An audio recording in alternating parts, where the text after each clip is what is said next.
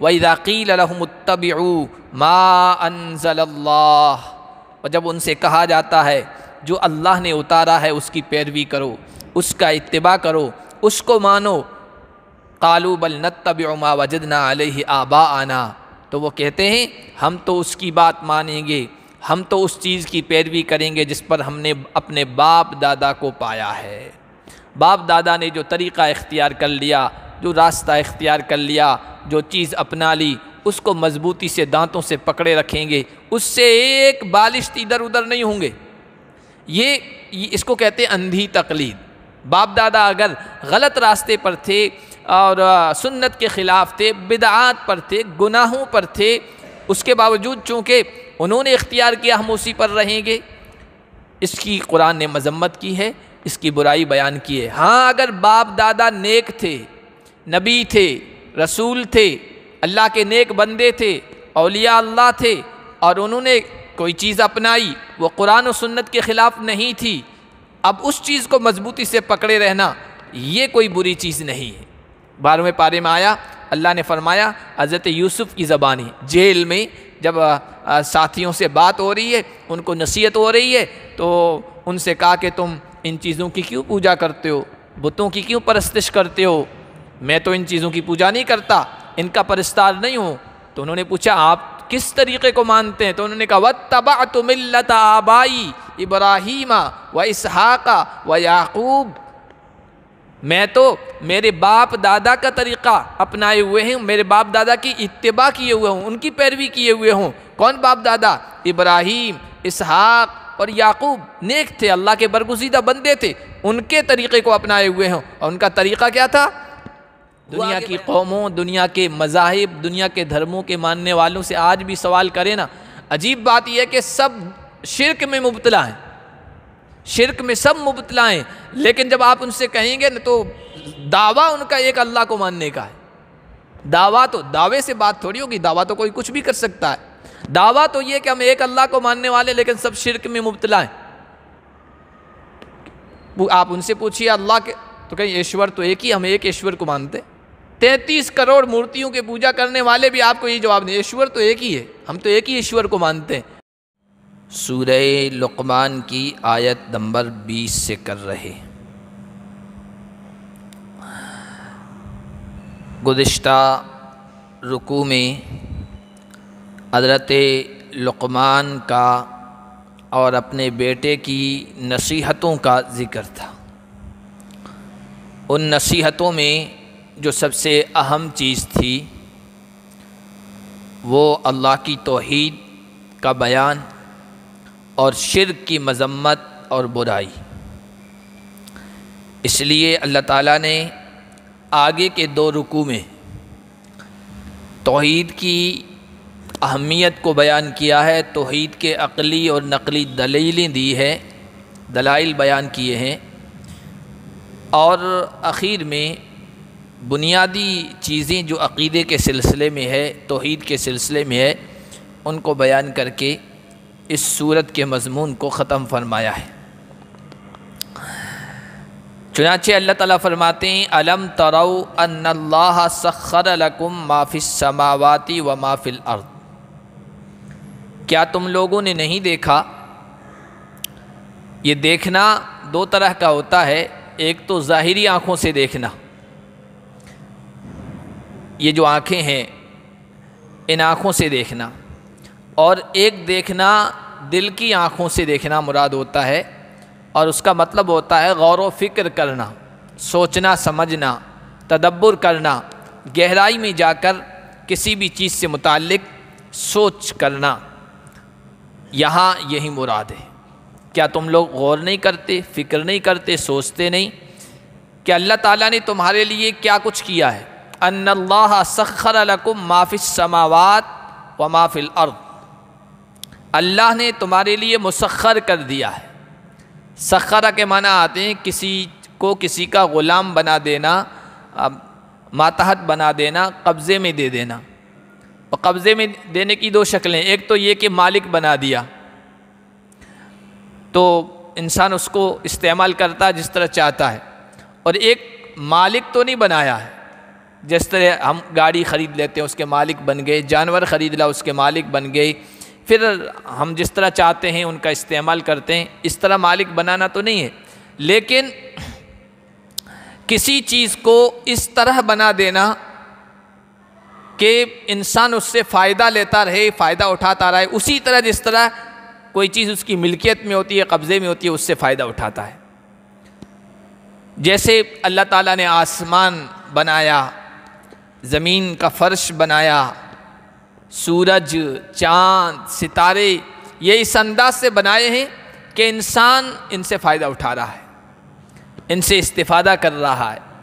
تو زمین اور آسمان کی جتنی چیزیں ہیں اللہ نے تمہارے لیے مسخر کر دی، تمہارے ماتحت کر دی ہے اور تمہارے تابع کر دی ہے، یہ سب تمہارے فائدے کے لیے لگی ہوئی ہے انسانوں۔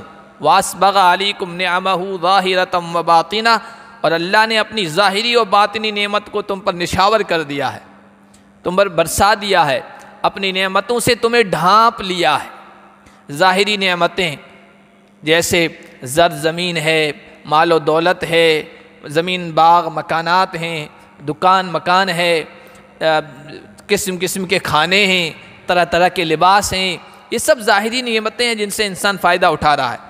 اور باطنی نعمتیں کہتے ہیں کہ اسلام کی نعمت، ایمان کی نعمت، اسی طرح عقل کی نعمت، علم کی نعمت، جو بظاہر کوئی اس کا ڈھانچہ نہیں ہے کہ محسوس ہو، نظر آئے، لیکن یہ عقلی نعمتیں ہیں، باطنی نعمتیں ہیں جو عقل سے، شعور سے، احساس سے سمجھی جاتی ہے، دیکھی جاتی ہے۔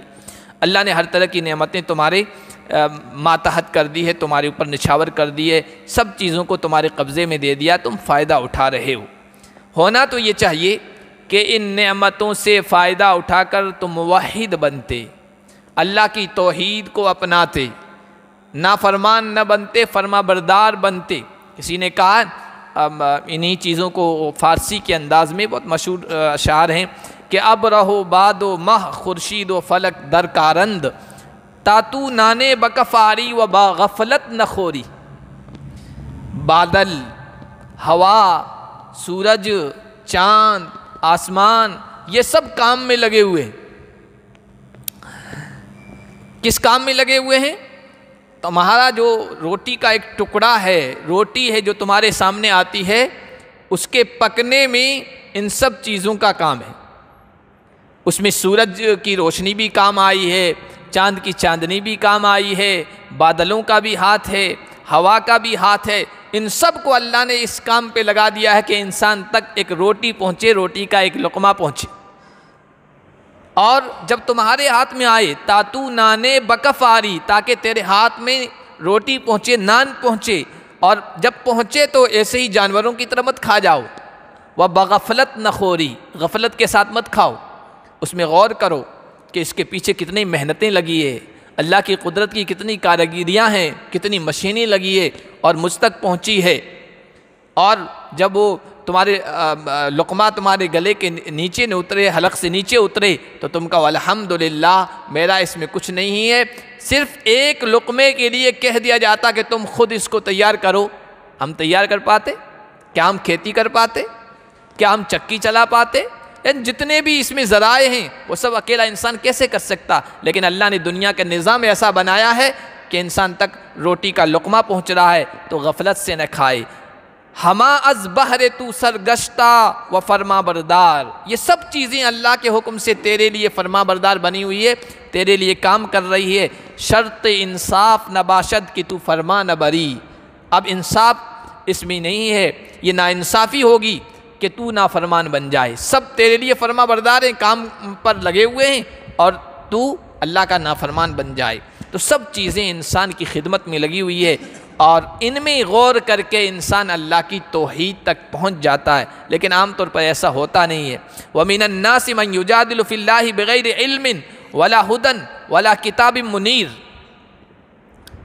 لوگ ہمیشہ ایسے ہوتے ہیں، کچھ لوگ جو اللہ کی ذات کے بارے میں جھگڑا کرتے ہیں، بحث کرتے ہیں، مجادلہ و مناظرہ کرتے ہیں، ان کے پاس نہ کوئی علم ہے، ولا ہدن، نہ کسی ہادی کی ہدایت، کسی رہنما کی رہنمائی ہے، اور نہ کوئی روشن کتاب ہے، بغیر کسی عقلی اور نقلی دلیل کے بحث کرتے رہتے ہیں، وَإِذَا قِيلَ لَهُمُ اتَّبِعُوا مَا أَنزَلَ اللَّهُ، اور جب ان سے کہا جاتا ہے جو اللہ نے اتارا ہے اس کی پیروی کرو، اس کا اتباع کرو، اس کو مانو، قالوا بل نتبع ما وجدنا علیہ آباءنا، تو وہ کہتے ہیں ہم تو اس کی بات مانیں گے، ہم تو اس چیز کی پیروی کریں گے جس پر ہم نے اپنے باپ دادا کو پایا ہے۔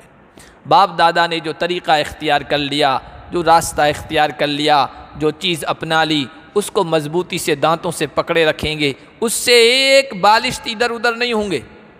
یہ اس کو کہتے ہیں اندھی تقلید۔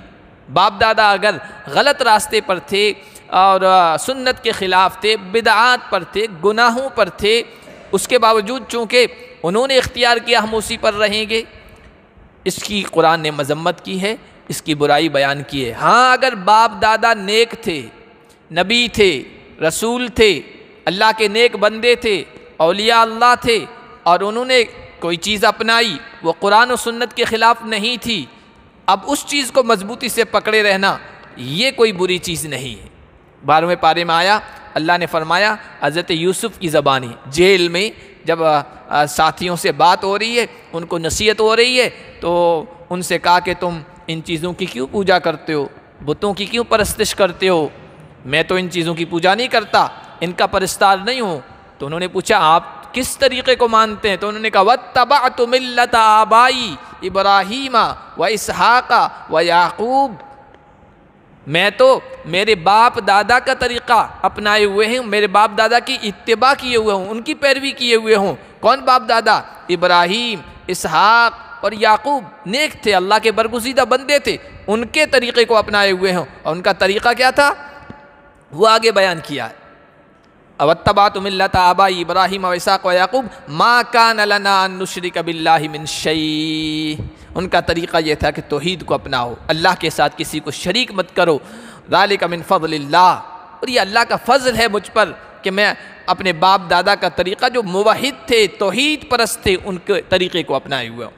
تو اگر باپ دادا نیکی پر تھے، صلاح پر تھے، قرآن اور سنت پر تھے، تو ان کے طریقے کو مضبوطی سے تھامنا یہ کوئی اندھی تقلید نہیں ہے۔ لیکن اگر وہ غلط تھے، وہ رسم و رواج کے پابند تھے، وہ خاندانی روایات کے پابند تھے، وہ کوئی علاقائی، کوئی قومی، کوئی برادری، کوئی کسی چیز کے پابند تھے، اب ان کو چھوڑنے کو کہا جا رہا ہے کہ ہمارے باپ دادا سب بیوقوف تھے کیا؟ احمق تھے، سب جاہل تھے، سب ان پڑھ تھے؟ یہ دلیل دینا یہ قرآن اور سنت کے خلاف ہے، اندھی تقلید ہے۔ جب ان سے کہا جاتا ہے جو کچھ اللہ نے اتارا ہے اس کی پیروی کرو، تو وہ کہتے ہیں بل نتبع ما وجدنا علیہ آباءنا، بلکہ ہم تو اس کی پیروی کریں گے جس پر ہم نے اپنے باپ دادا کو پایا۔ بے شمار انسانوں کی گمراہی کا یہ سب سے بڑا سبب رہا ہے، شروع سے لے کر آج بھی بے شمار لوگوں کی گمراہی کا سبب باپ دادا کی اندھی تقلید ہے۔ اللہ نے فرمایا اولو کان الشیطان یدعوہم الی عذاب السعیر، کیا شیطان ان کو دہکتی ہوئی آگ کے عذاب کی طرف بلا رہا ہے تب بھی یہ باپ دادا کے طریقے کو اپنائیں گے؟ باپ دادا نے غلط راستہ اپنایا تھا اور وہ شیطان کے بہکاوے میں آ گئے تھے، اب شیطان ان کو جہنم کی طرف بلا رہا ہے۔ شیطان کا کام ہی یہی ہے، انما یدعو حزبہ لیکونوا من اصحاب السعیر، شیطان اپنی جماعت کو، اپنی پارٹی کو، اپنے وفد کو بلاتا ہے تاکہ وہ بھی جہنم والے بن جائیں۔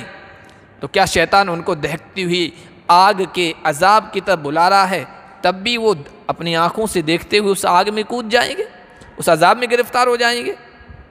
یہ عقل مندی کی بات نہیں ہے۔ وَمَن يُسْلِمْ وَجْهَهُ إِلَى اللَّهِ، اور جو اپنے آپ کو، اپنے چہرے کو اللہ کے حوالے کر دے۔ مسلمان کا مطلب ہی ہے اپنے آپ کو اللہ اور اس کے رسول کے تابع کر دینا۔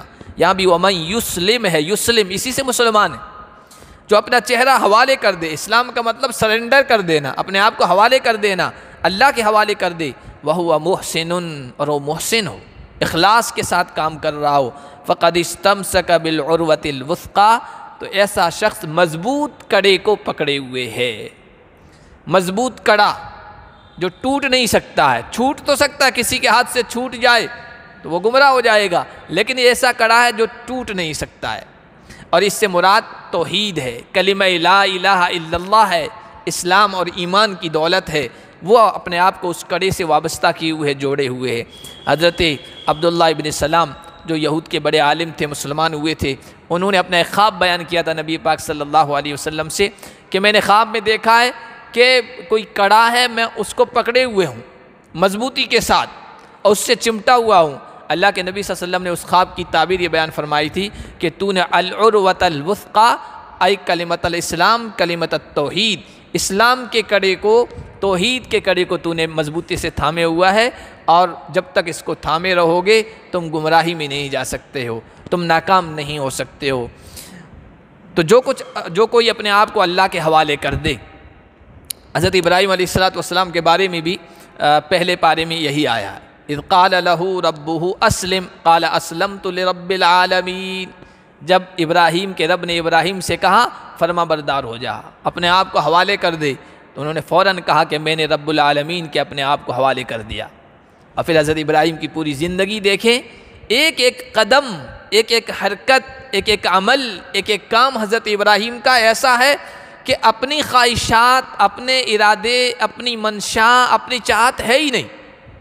انسان کا جی چاہتا ہے نا اپنے وطن ہی میں رہے، انسان کا جی چاہتا ہے جن دوستوں میں پلا بڑا ہے، جن لنگوٹی دوستوں میں زندگی گزاری ہے، پروان چڑھا ہے، اپنے باپ دادا کا جو وطن ہے اس میں رہے۔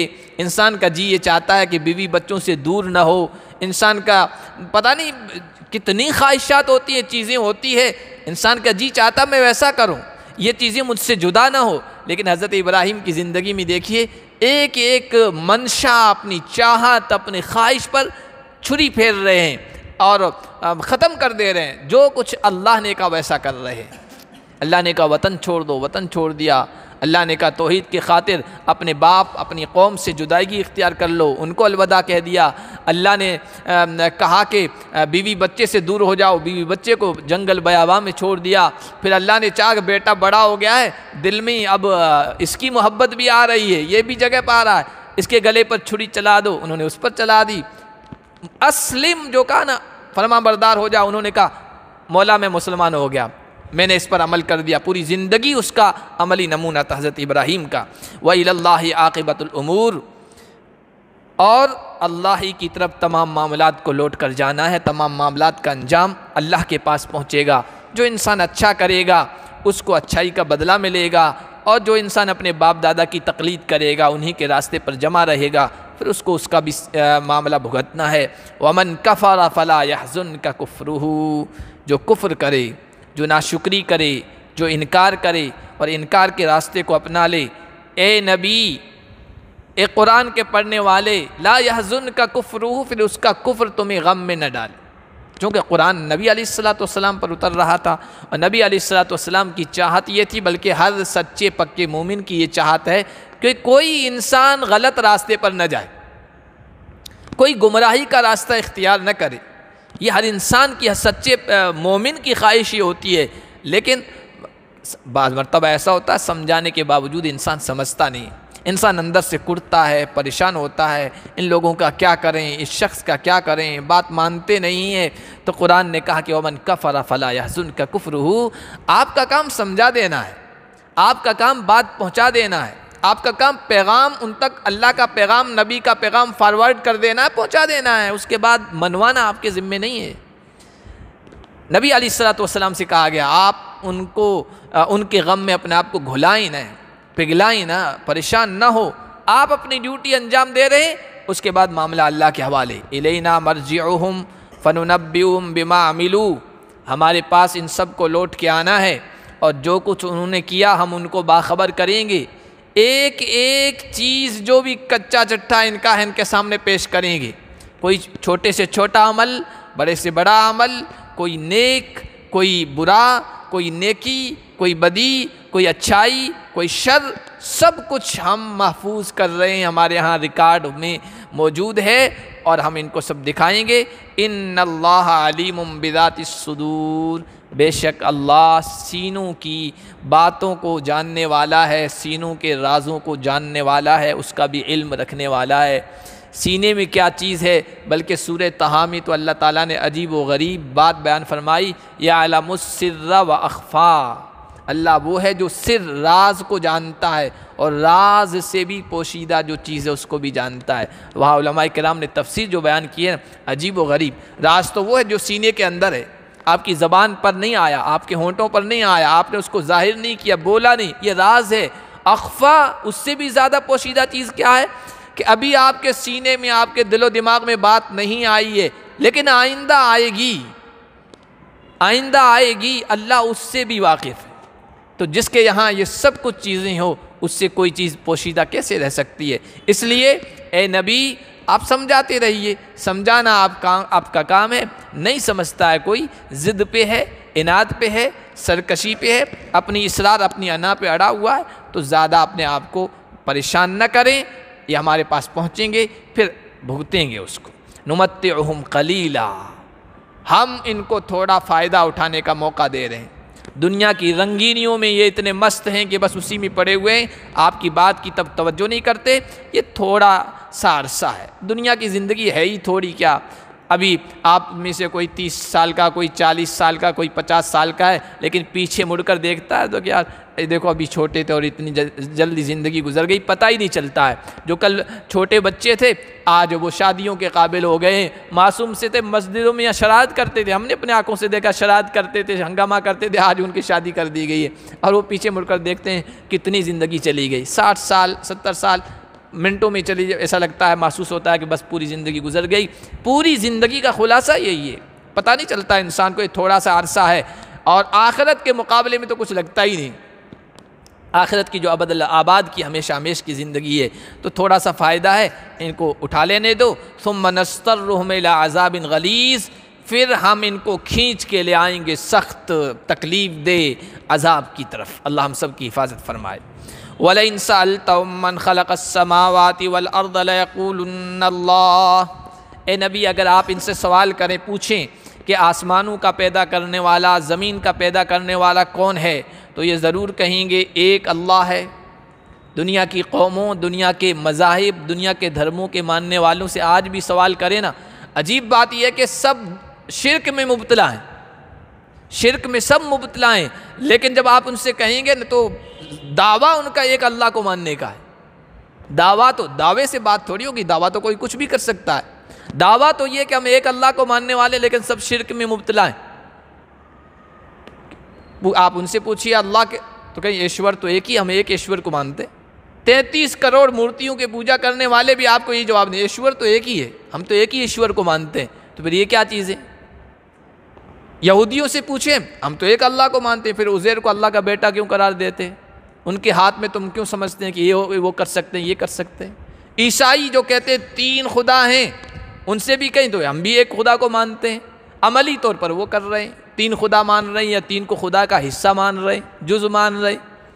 تو دنیا کی قومیں اور افراد دعویٰ تو یہ کرتے ہم ایک اللہ کو ماننے والے ہیں، لیکن شرک ضرور کرتے ہیں۔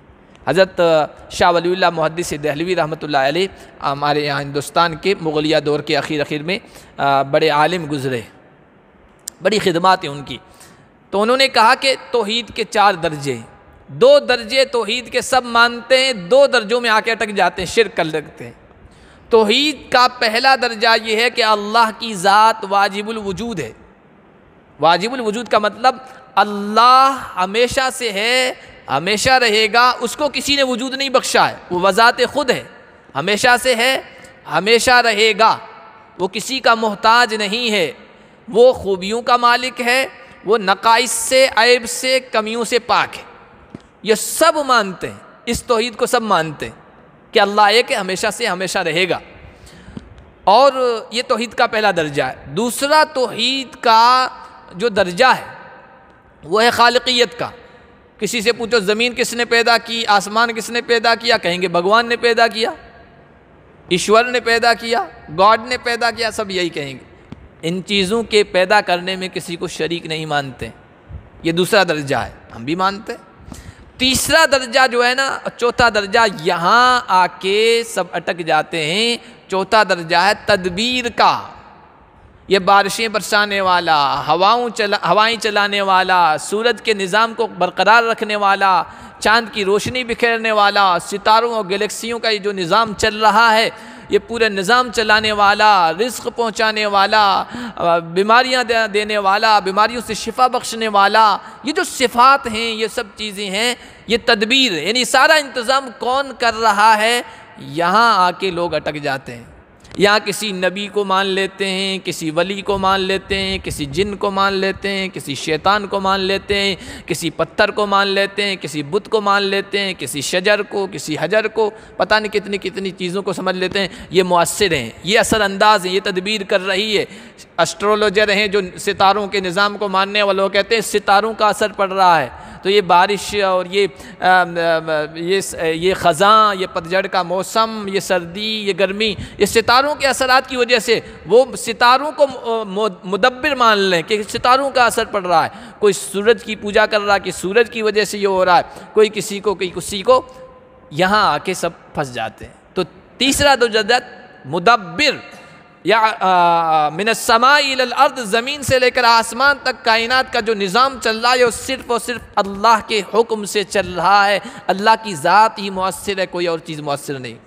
اور چوتھا جو درجہ ہے وہ ہے عبادت کا، اللہ کو ایک مان رہے ہر چیز میں، لیکن عبادت کئی چیزوں کی کر رہے، درختوں کی کر رہے، پتھروں کی کر رہے، سورج کی کر رہے، چاند کی پوجا کر رہے، ستاروں کی پوجا کر رہے، سب یہاں آ کے عبادت کو، اور کہتے ہیں کہ ہم ان کی اس لیے عبادت کرتے ہیں لیقربونا الی اللہ، تاکہ ہم اللہ کے مقرب بن جائیں، محبوب بن جائیں، یہ ہمیں اللہ کا محبوب بنا دیں گے، یہ دلیلیں دیتے ہیں۔ ما نعبدہم، ان کی عبادت نہیں کر رہے ہیں، عبادت تو اللہ ہی کی کر رہے ہیں، ان کی اس لیے کر رہے ہیں کہ اللہ کے محبوب بن جائیں گے، ڈائریکٹ اللہ تک ہم نہیں پہنچ سکتے، یہ پہنچا دیں گے ہمیں۔